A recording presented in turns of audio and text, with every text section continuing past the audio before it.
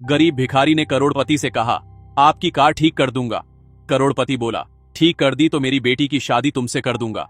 फिर आगे जो हुआ, इंसानियत हिल गई। दूर हट भिखारी, औकात में रह, मेरी कार मत छूना। तुझे पता भी है ये कौन सी गाड़ी है? हाँ सर, ये रॉयस रॉल्स है और मैं आपकी गाड़ी ठीक कर सकता हूँ। तू मेरी गाड़ी ठीक करेगा?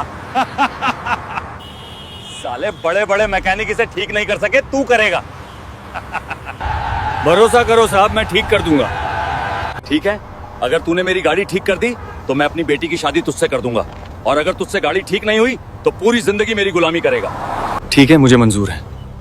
मुंबई के मशहूर बिजनेसमैन और सिविल इंजीनियर राजेश मल्होत्रा अपनी luxury international car Mercedes Benz S class में बैठे एक जरूरी मीटिंग के लिए जा रहे थे। यह मीटिंग 50 करोड़ रुपए की डील की थी और देर हो जाने पर पूरा सौदा खत्म हो सकता था। साथ में उनके 2 बॉडीगार्ड भी थे। सब कुछ ठीक चल रहा था, लेकिन अचानक हाईवे के बीच में थक थक थक गाड़ी की आवाज बदल गई। फिर धुआं उठने लगा। राजेश ने घबराकर कहा, क्या हुआ? गाड़ी रोको। ड्राइवर ने गाड़ी साइड में रोकी। राजेश बाहर उतरे, बोनट खोला। अंदर से धुआं निकल रहा था। राजेश खुद मैकेनिकल नॉलेज रखते थे। उन्होंने सिविल इंजीनियरिंग की थी और गाड़ियों की अच्छी समझ थी। उन्होंने इंजन चेक किया, वायरिंग देखी, लेकिन कुछ समझ नहीं। ये क्या हो गया? मुझे तो कुछ समझ नहीं आ रहा। कोई ठीक नहीं कर पाया। राजेश ने बॉडीगार्ड को कहा, तुरंत किसी मैकेनिक को बुलाओ, जल्दी। बॉडीगार्ड ने पास के गैरेज में फोन किया। पहला मैकेनिक आया, गाड़ी देखी और हाथ खड़े कर दिए। ये तो इंटरनेशनल कार है, इसके पार्ट्स यहाँ नहीं मिलते, हम ठीक नहीं कर सकते। दूसरा मैकेनिक आया, साहब इसे कंपनी सर्विस सेंटर में ले जाना होगा, वो भी शहर से 40 किलोमीटर दूर है। साहब इसमें कोई इलेक्ट्रॉनिक फॉल्ट है, हमारे पास टूल्स नहीं है। राजेश का माथा ठनका। वक्त निकला जा रहा था। मीटिंग का समय करीब आ रहा था। उन्होंने गुस्से में कहा, कोई तो है जो इस गाड़ी को ठीक कर सके, लेकिन कोई तैयार नहीं था। सबकी हंसी तभी सड़क के किनारे से एक गरीब मैला कुचैला आदमी आया। फटे कपड़े, तेल से सने हाथ, चेहरे पर झुर्रियां। लोग उसे भिखारी समझते थे क्योंकि वो अक्सर सड़क पर ही रहता था। नाम था रमेश। रमेश ने धीरे से कहा, साहब मैं यह गाड़ी ठीक कर सकता हूँ। यह सुनते ही राजेश और उनके बॉडीगार्ड जोर जोर से हंसने लगे। आसपास खड़े लोग भी हंसने लगे। एक बॉडीगार्ड ने व्यंग्य से कहा, अरे भाई, बड़े बड़े मैकेनिक हार मान गए और तू कहां से आ गया? तू भिखारी है, गाड़ी क्या ठीक करेगा? दूसरे बॉडीगार्ड ने जोड़ा, साहब इसे छूने भी मत दो, कहीं इसने गाड़ी छू ली और खराब हो गई तो पूरा नुकसान हो जाएगा। राजेश ने भी घमंड से कहा, देखो भाई, ये मर्सिडीज है, कोई साइकिल नहीं। इसे ठीक करने के लिए एक्सपर्ट्स चाहिए, तुम जाओ यहां से। लेकिन रमेश ने हार नहीं मानी। उसने फिर कहा, मैं जानता हूँ ये इंटरनेशनल गाड़ी है, लेकिन मुझे इसे ठीक करना आता है, बस एक मौका दीजिए। राजेश को अब गुस्सा आ गया, लेकिन वक्त निकला जा रहा था और कोई और विकल्प नहीं था। राजेश ने ओवर कॉन्फिडेंस में तंज कसते हुए कहा, ठीक है, अगर तुमने ये गाड़ी ठीक कर दी तो मैं अपनी जवान बेटी की शादी तुमसे कर दूंगा। ये सुनकर सब फिर से जोर जोर से हंसने लगे। भीड़ में से किसी ने मजाक में कहा, वाह साहब, अब तो मजा आएगा, अमीर की बेटी और गरीब भिखारी की शादी। राजेश को यकीन था कि रमेश गाड़ी ठीक नहीं कर पाएगा, इसीलिए उन्होंने यह बात बेझिझक कह दी। रमेश ने शांति से कहा, ठीक है साहब, मैं गाड़ी ठीक कर देता हूं। उसने अपना पुराना टूल बॉक्स खोला और काम शुरू कर दिया।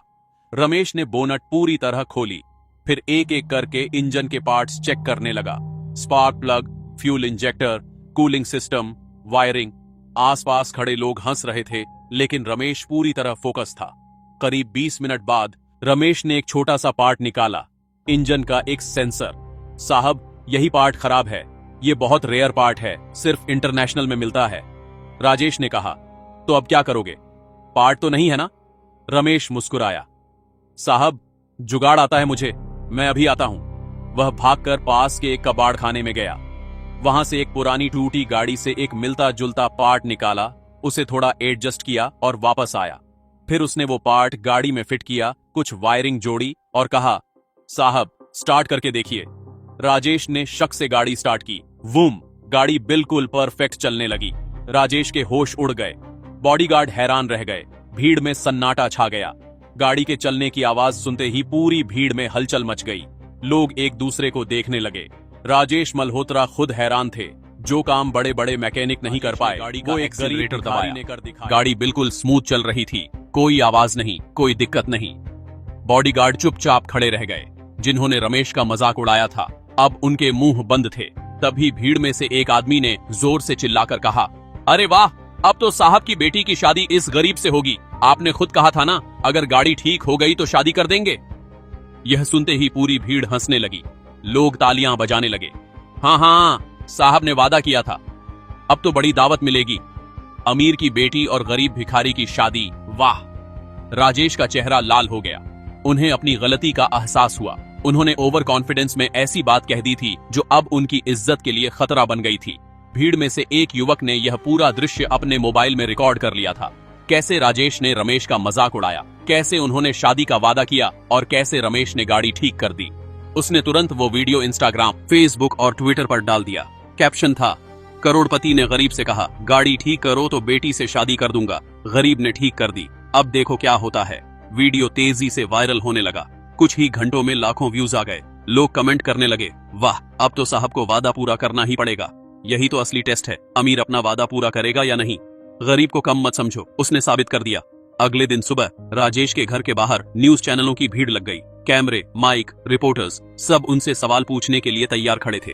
एक रिपोर्टर ने माइक आगे बढ़ाकर पूछा, राजेश जी, आपने सार्वजनिक रूप से वादा किया था कि अगर वो गरीब आदमी गाड़ी ठीक कर दे तो आप अपनी बेटी की शादी उससे कर देंगे।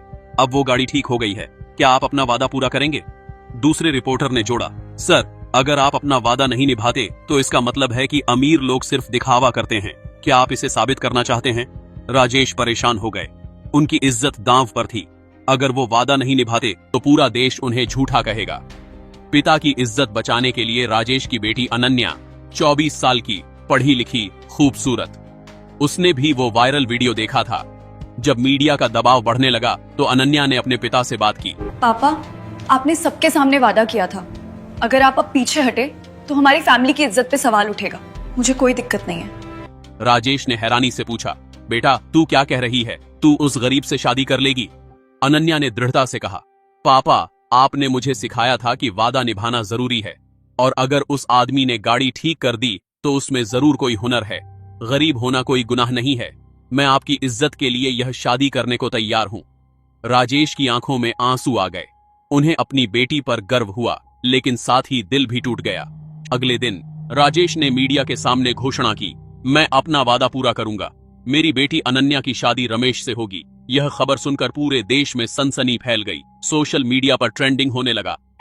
#आमिर की बेटी भिखारी से कुछ लोग राजेश की तारीफ कर रहे थे। वाह, सच्चे इंसान हैं, वादा निभा रहे हैं। कुछ लोग तंज कस रहे थे, अरे मजबूरी है, मीडिया के दबाव में फंस गए। राजेश ने शादी की तैयारी शुरू कर दी। बड़ा हॉल बुक किया, मेहमानों को न्योता भेजा, लेकिन दिल से खुश नहीं थे। रमेश को भी बुलाया गया। उसे नए कपड़े दिए गए, साफ सुथरा किया गया, लेकिन रमेश के चेहरे पर कोई खुशी नहीं थी, बस एक अजीब सी शांति थी। शादी का दिन आ गया। बड़ा सा शादी हॉल, सैकड़ों मेहमान, मीडिया के कैमरे, सब तैयार था। अनन्या दुल्हन के कपड़ों में तैयार बैठी थी। उसके चेहरे पर हल्की मुस्कान थी, लेकिन आंखों में उदासी भी। रमेश दूल्हे के कपड़े पहनकर आया। अब वो भिखारी नहीं लग रहा था, साफ सुथरा, सभ्य। राजेश मंडप में बैठे थे, बेचैन। मेहमान फुसफुसा रहे थे, देखो कैसी अजीब शादी है, अमीर की बेटी और गरीब भिखारी। राजेश साहब को मजबूरी में करनी पड़ रही है। पंडित जी मंत्र पढ़ने लगे। शादी के रस्म शुरू होने वाले थे, लेकिन तभी रमेश खड़ा हो गया। उसने राजेश की तरफ देखा, फिर अनन्या की तरफ, और फिर धीरे से कहा, रुकिए। पूरा हॉल खामोश हो गया। सब हैरानी से रमेश को देखने लगे। रमेश ने कहा, मैं यह शादी नहीं करूंगा। राजेश चौंक गए। मेहमान सन्नाटे में आ गए। मीडिया के कैमरे रमेश पर फोकस हो गए। रमेश के मैं यह शादी नहीं करूंगा कहते ही पूरे हॉल में सन्नाटा छा गया। मेहमान एक दूसरे को देखने लगे। राजेश की आंखें फटी रह गईं। अनन्या भी हैरान थी। एक मेहमान ने फुसफुसाते हुए कहा, अरे ये क्या हो रहा है? अब ये क्यों मना कर रहा है? रमेश ने धीरे धीरे मंडप से उतरकर राजेश के सामने खड़े होकर कहा, राजेश साहब, मैं आपकी बेटी से शादी इसलिए नहीं कर रहा क्योंकि यह शादी सच्चे प्यार से नहीं बल्कि मजबूरी से हो रही है। राजेश ने सकपकाते हुए कहा, लेकिन मैंने वादा किया था, मैं अपना वादा पूरा कर रहा हूं।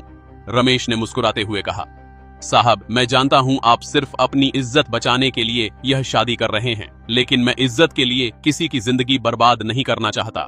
रमेश ने आगे कहा, साहब, आपने मुझे भिखारी समझा, आपको लगा मैं कुछ नहीं कर सकता, आपने मेरा मजाक उड़ाया, मेरी बेइज्जती की, लेकिन आपको पता है मैं कौन हूँ। मैं 15 साल से मैकेनिक का काम कर रहा हूँ। मेरे पिताजी भी एक गरीब मैकेनिक थे। उन्होंने कभी कोई बड़ी दुकान नहीं खोली, कभी अमीर नहीं बने, लेकिन उन्होंने मुझे एक चीज सिखाई, जुगाड़। जब कोई पार्ट नहीं मिलता तो जुगाड़ करके काम निकालना। जब कोई मैकेनिक हार मान जाता तो मेरे पिताजी एक रास्ता निकाल लेते। मैंने उनसे यही सीखा। मैं भले ही आज गरीब दिखता हूँ, लेकिन मैंने अपने हाथों से सैकड़ों गाड़ियां ठीक की हैं, छोटी से लेकर बड़ी इंटरनेशनल गाड़ियां भी। मैं अपने काम में एक्सपर्ट हूँ, लेकिन आपने मुझे सिर्फ मेरे कपड़ों से आंका। आपने मेरी काबिलियत को नहीं देखा। आपने गरीबों को नीचा दिखाने की कोशिश की। राजेश का सिर शर्म से झुक गया। रमेश ने आगे कहा, साहब, मैंने गाड़ी इसलिए नहीं ठीक की कि मुझे आपकी बेटी से शादी करनी थी। मैंने इसलिए ठीक की ताकि आपको एहसास हो कि गरीब होना कमजोरी नहीं है। आपने अपनी बेटी से शादी का वादा तंज में किया था, क्योंकि आपको लगा मैं कभी गाड़ी ठीक नहीं कर पाऊंगा। लेकिन जब मैंने ठीक कर दी तो आपको अपनी गलती का एहसास हुआ। मैं चाहता था कि आप समझें, गरीब भी इंसान हैं, उनमें भी हुनर है, उन्हें भी सम्मान मिलना चाहिए। और मैं यह भी दिखाना चाहता था कि असली इज्जत वादा निभाने में नहीं, बल्कि सच्चाई और इंसानियत में है। पूरे हॉल में सन्नाटा था। कुछ लोगों की आंखों में आंसू आ गए। राजेश की आंखों से आंसू बहने लगे। वह धीरे धीरे रमेश के पैरों की तरफ झुके और रमेश के पैरों पर गिर गए। मुझे माफ कर दो, मैंने तुम्हारे साथ बहुत बुरा किया। मैंने तुम्हें सिर्फ तुम्हारे कपड़ों से आंका, तुम्हारी गरीबी से आंका। मैंने तुम्हारी काबिलियत को नहीं देखा। मैं खुद एक इंजीनियर हूं, फिर भी मैं गाड़ी ठीक नहीं कर पाया। लेकिन तुमने अपने हुनर से, अपने जुगाड़ से वो काम कर दिखाया जो मैं नहीं कर पाया। मैं अपने घमंड में इतना अंधा हो गया था कि मैं गरीबों को इंसान ही नहीं समझता था। आज तुमने मुझे बहुत बड़ा सबक सिखाया। रमेश ने राजेश को उठाया, उन्हें गले लगाया। साहब, मुझे आपसे कोई शिकायत नहीं है, बस यही चाहता था कि आपको अपनी गलती का एहसास हो, और आज हो गया। अनन्या भी आगे आई। उसने रमेश से कहा, रमेश जी, आपने मेरे पिता को बहुत बड़ा सबक सिखाया, और सच कहूं तो मुझे भी। मैं भी हमेशा अमीर दुनिया में रहती थी, मुझे भी गरीबों की असली कद्र नहीं थी। लेकिन आज आपने मुझे सिखाया कि इंसान की पहचान उसके कपड़ों से नहीं, उसके कर्मों से होती है। आप एक सच्चे इंसान हैं, मैं आपका सम्मान करती हूँ। रमेश ने मुस्कुराते हुए कहा, बेटी, तुम बहुत अच्छी हो। तुमने अपने पिता की इज्जत के लिए यह शादी करने को तैयार हो गई थी। यह तुम्हारी महानता है। भगवान तुम्हें खुश रखे। राजेश ने पूरे हॉल के सामने घोषणा की, आज से मैं वादा करता हूँ, मैं कभी किसी गरीब को उसके कपड़ों या हालात से नहीं आंकूंगा। मैं अपनी कंपनी में गरीब और हुनरमंद लोगों को नौकरी दूंगा। मैं उनकी काबिलियत को पहचानूंगा, उन्हें सम्मान दूंगा। और रमेश, मैं तुम्हारे लिए एक अच्छा गैरेज खोलवाऊंगा, जहां तुम अपने हुनर से लोगों की मदद कर सको। तुम्हें अब सड़क पर नहीं रहना पड़ेगा। रमेश की आंखों में खुशी के आंसू आ गए। उसने हाथ जोड़े। साहब, आपका बहुत बहुत धन्यवाद, लेकिन असली धन्यवाद तो भगवान का है, जिसने मुझे यह मौका दिया कि मैं आपको सच्चाई दिखा सकूं। पूरा हॉल तालियों से गूंज उठा। मीडिया ने यह पूरा दृश्य रिकॉर्ड किया। अगले दिन यह खबर पूरे देश में फैल गई। राजेश ने अपना वादा निभाया, रमेश के लिए एक अच्छा गैरेज खोलवाया, उसे सम्मान दिया, और राजेश ने सच में गरीबों को नौकरियां देना शुरू किया। रमेश आज एक सफल मैकेनिक है, लेकिन आज भी वो हर गरीब की मदद करता है और लोगों को सिखाता है, इंसान की पहचान उसके कपड़ों से नहीं, उसके हुनर से होती है। दोस्तों, यह कहानी यहीं खत्म होती है। एक गरीब मैकेनिक ने साबित कर दिया कि असली ताकत हुनर में है, दिखावे में नहीं। अगर इस कहानी ने आपको प्रेरित किया हो, अगर आपको लगता है कि किसी को भी उसके कपड़ों से नहीं आंकना चाहिए, अगर रमेश की सच्चाई और इंसानियत ने आपके दिल को छुआ, तो इस वीडियो को एक लाइक जरूर करें और कमेंट में लिखें, हुनर ही असली पहचान है। इस कहानी को अपने दोस्तों और परिवार के साथ शेयर करें, ताकि यह संदेश दूर तक पहुंचे कि गरीब होना कमजोरी नहीं है। और हाँ, ऐसी ही दिल को छू लेने वाली, प्रेरणादायक और इंसानियत सिखाने वाली कहानियों के लिए हमारे चैनल को सब्सक्राइब और फॉलो करना बिल्कुल मत भूलना। अगली कहानी में फिर मिलेंगे, एक नया सबक, एक नई प्रेरणा और एक नया जीवन का पाठ लेकर। तब तक के लिए मेहनत करते रहिए, हुनर बढ़ाते रहिए, इंसानियत बनाए रखिए। जय हिंद, जय हुनर, जय इंसानियत।